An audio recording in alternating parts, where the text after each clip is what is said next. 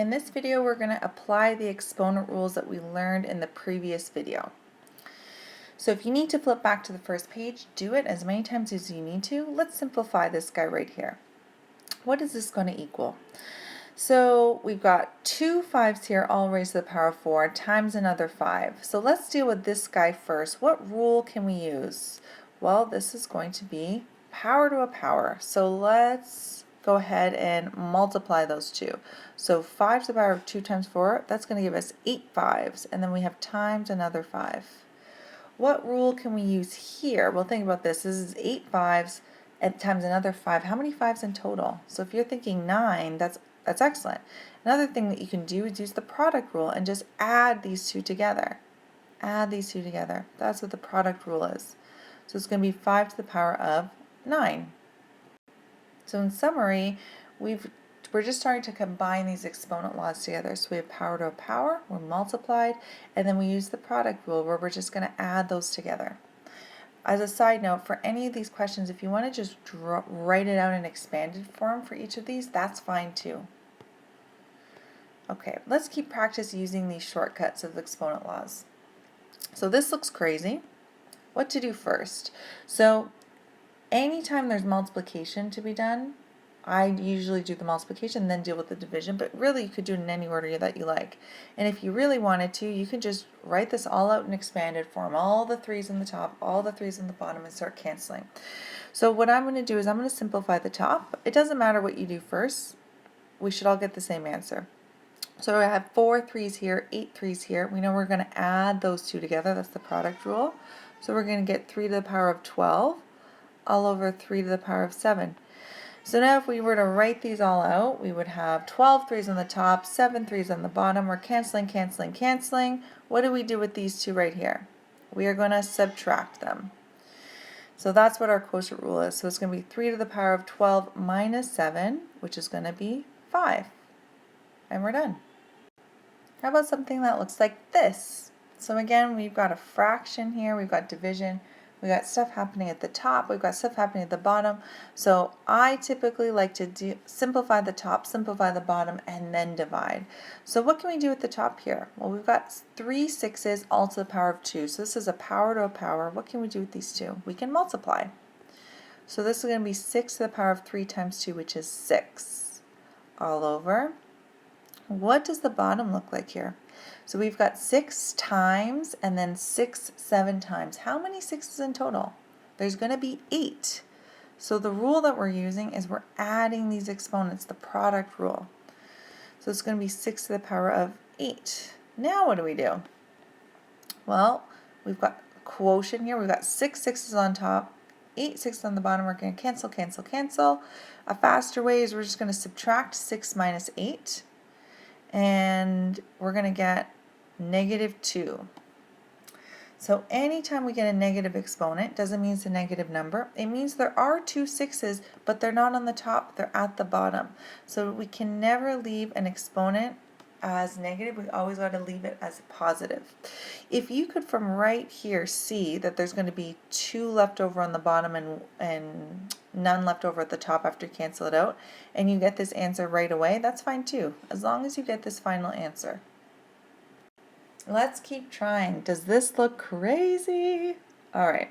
If something looks absolutely crazy, I recommend not working outside in, but work on the inside first. Let's make this a lot simpler, and then we'll deal with that 3. So is there anything that we can deal with here? Well, I can't use the quotient rule just yet. I can't subtract these exponents because we don't know what the exponent is up here yet. Is it 2? Is it -1?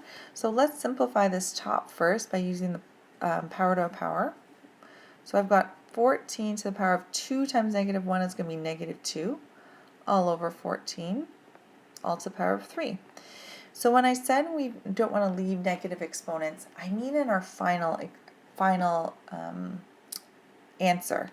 In the middle of a question, it's okay to have a negative exponent, and I personally don't deal with negative exponents until the very end. So I don't flip them to make a positive exponent until the very end. So let's just leave this guy here. Figure out what am I going to do to simplify these two.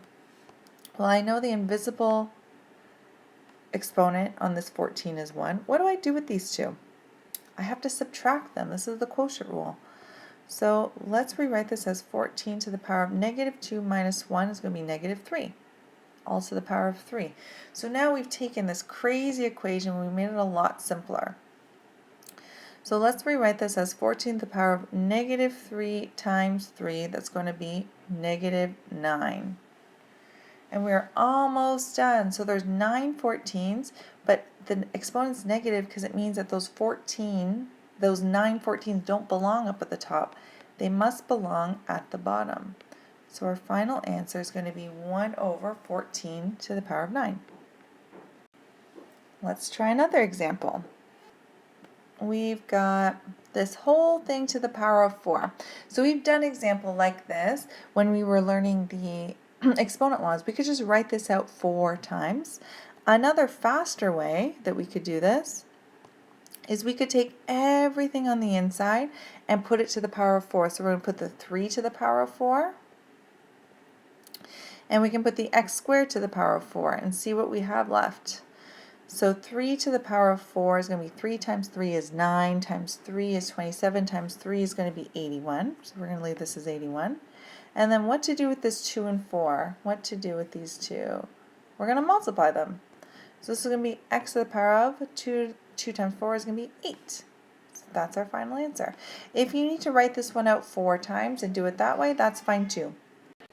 Let's try a similar example. Here we have two things that are dividing that are all raised to a power. So we know that we can do the same thing that we did in the previous example. As long as we don't have addition or subtraction, as long as it's just multiplication and division, then we can just apply this exponent to everything on the top and everything on the bottom. So on the top we have, I can rewrite this as 5 squared. And at the bottom I can rewrite this as 4a all squared. I actually don't need this guy here anymore. Okay, so let's simplify this. 5 squared is just going to be 25 all over 4a squared. We can again apply this square to everything on the inside of it. So this is going to be 4 squared times a squared. So this is going to be 25 over 16a squared. And there's no way to simplify that further because 25 and 16 doesn't have any like factors. So in another case, if we get a fraction here that we can reduce, so something goes into 25 and 16 evenly other than 1, then we can reduce it. But in this case, we can't reduce it. So let's try another example. All right, how about this one? Look at all the negative numbers. Okay, we can do this here. So remember we've got a fraction here. Let's not deal with the division until the top of the fraction and the bottom of the fraction look nice. So let's deal with them one at a time. How about the top? B to the power of negative 1. That means there's 1b, but it's in the wrong place. And same with this one. This means there's 5 b's, but it's also in the wrong place. So I recommend don't move numbers from the top or the bottom of a fraction, not until the very, very, very, very end. So what rule can we use when we multiply? What should we do with these exponents? We're going to add them. So this is going to be b to the power of negative 1 plus negative 5 is going to be negative 6. And then at the bottom, we have, who cares that this is negative 2 though? It just means that the b is in the wrong place. But we can simplify this just by using power of a power. We're going to multiply these two. So it's going to be b to the power of negative 6. Now what do we do? Well, we've got this, we can use the quotient rule now. Let's subtract these two. So it's going to be negative 6 minus negative 6 is going to be 0. And we know anything to the power of 0 is going to be 1. If you realize that right from this point here, because it was the same thing divided by the same thing, we can also just write 1 from here too. As long as you get the final answer is 1, it doesn't matter at what point you realize that that's the answer. For this example, we're actually going to take away this one. We're going to pretend like this one doesn't exist, and we're just going to simplify this one here. Okay, so we've got something over something else all squared. So is there anything that we can simplify inside here? Can I subtract these two exponents? No, because they're different letters. So I can't subtract these two exponents. So all I can do is apply that square to everything in the top and everything in the bottom. So here I go. I'm going to do 2x squared all to the power of 2, and then 4y4 all to the power of 2. Now what can I do? Well, I can apply that squared again to everything on the inside. We can keep doing this until, as long as we don't have any adding or subtracting. And I'm going to apply this squared to everything on the inside. So on the top where you're going to have 2 squared, and then we have x squared all squared, and at the bottom we have 4 squared, and then y4 all squared. We keep simplifying. We've got, instead of 2 squared, we have 4.